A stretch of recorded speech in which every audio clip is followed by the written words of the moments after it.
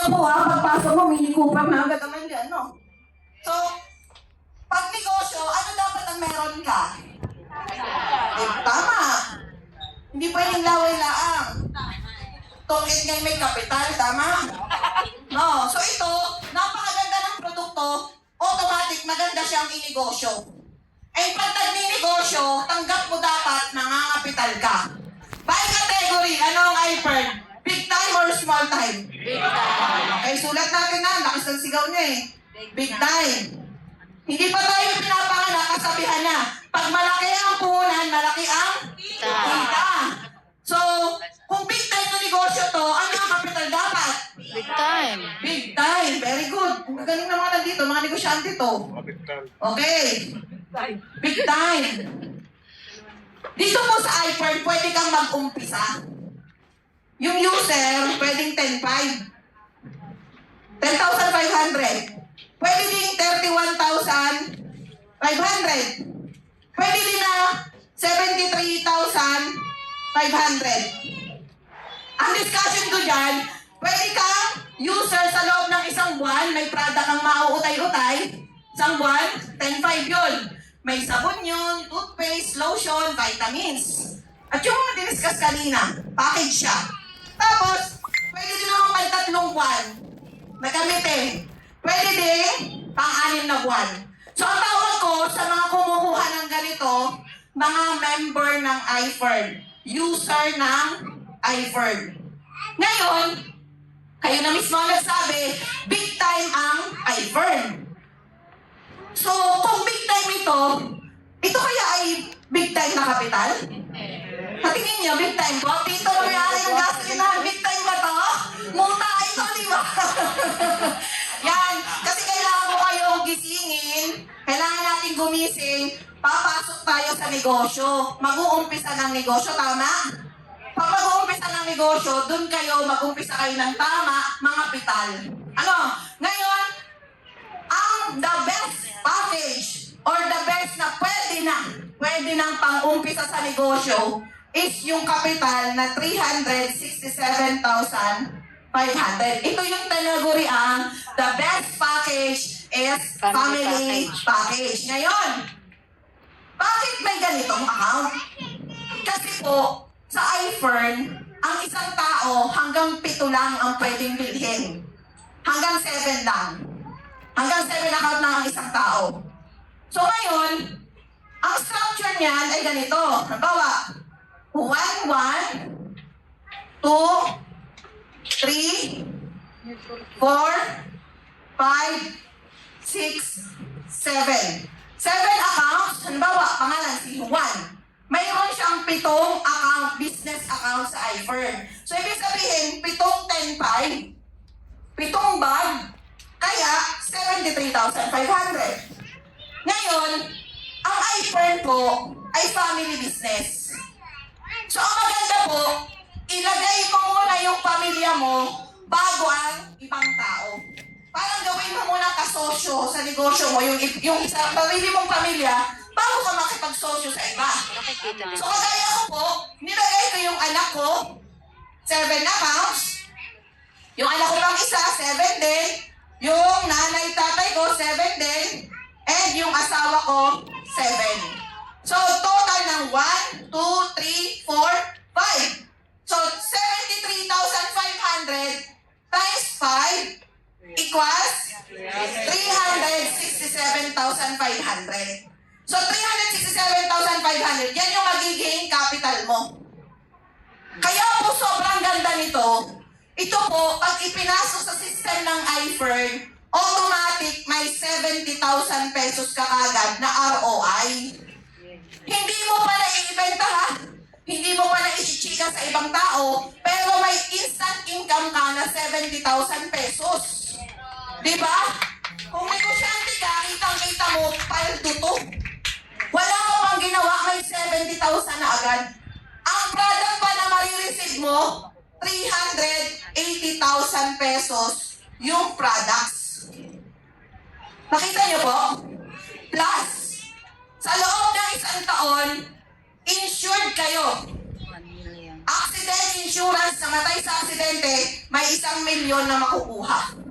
Insurance yun. Plus, naputo lang ang daliri. May 100,000 na accident medical assistance. Pero ito, wag nyo na muna yang intindihin. Ba't ka magkakamatay agad? Tama?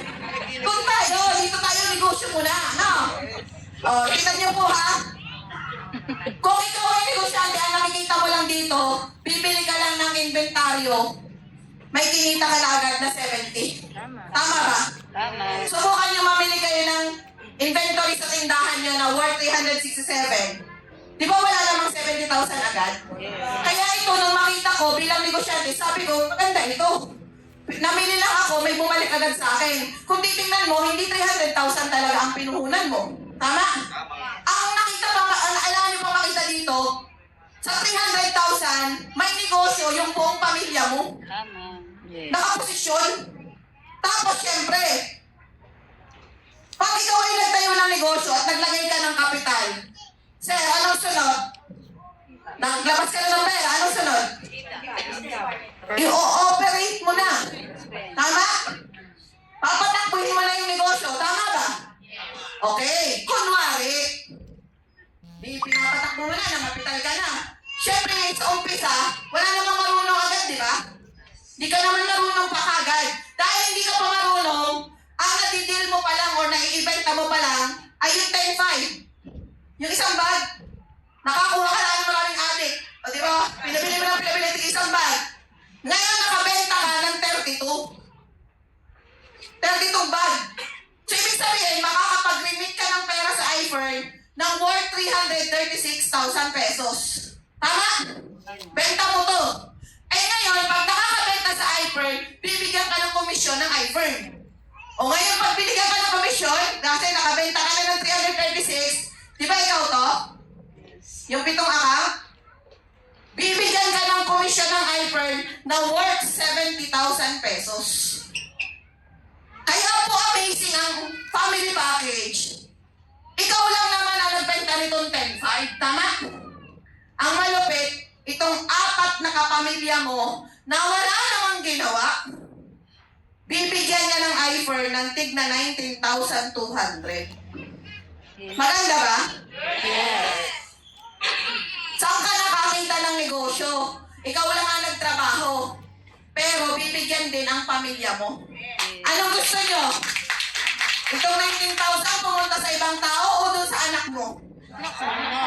Okay. Ang malupit, hindi habang buhay na hindi ka marunong. Darating ang time, matututunan mo to. At darating ang time, yung 73,500 na ang nabebenta mo. Yung 7 bag, ang 6 na buwan na gamit, nakabenta ka ng 32 peraso. Siyempre, bibigyan ko ulit ng komisyon, tama? So, automatic, 7 times 7 to, tama? Kasi 7 account na to, nagta-times 7. So, kinita mo, 490,000. Ang amazing na sobra-sobra na nakakabaliw, kagaya po ng 8 years old kong anak, pauntol-untol at nabaglag-laang doon sa bahay namin. Ay isipin nyo po, pag nadil mo ito, itong 4 na to, kalahating milyon ang mapupunta sa kanila. Yes.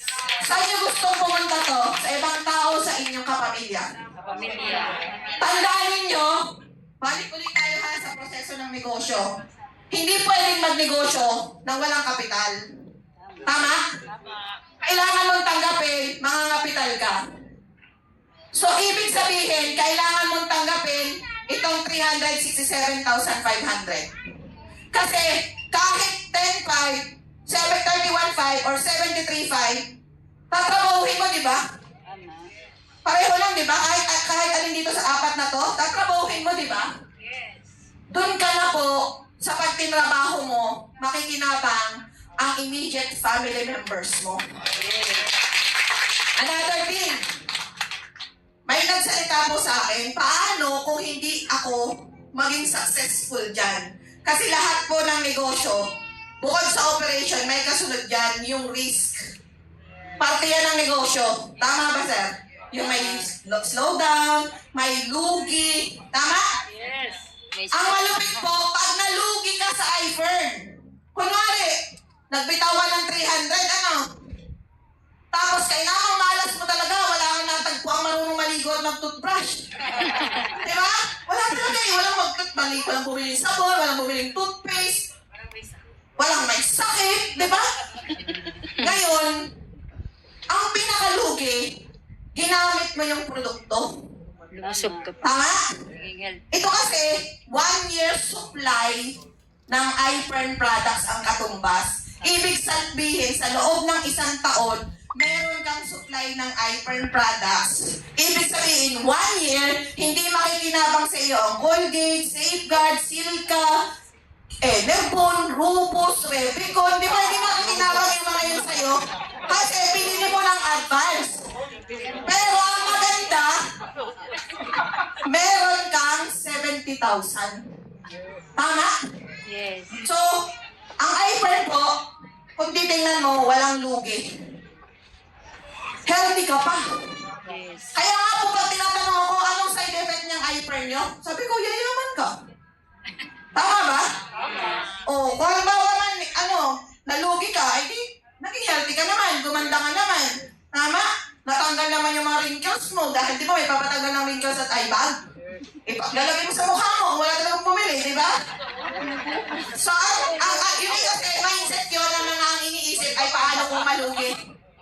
No. Ito, 367,500. Kung ikaw ay mag-uumpisa ng negosyo sa labas, ang pwedeng itayo, water refilling station. Tama ba?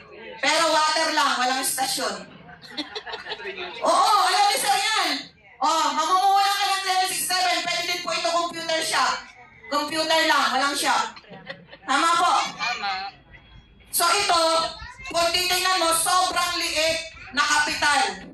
At ang the best po dito, ang liit ng kapital, wala kang babayarang pwesto.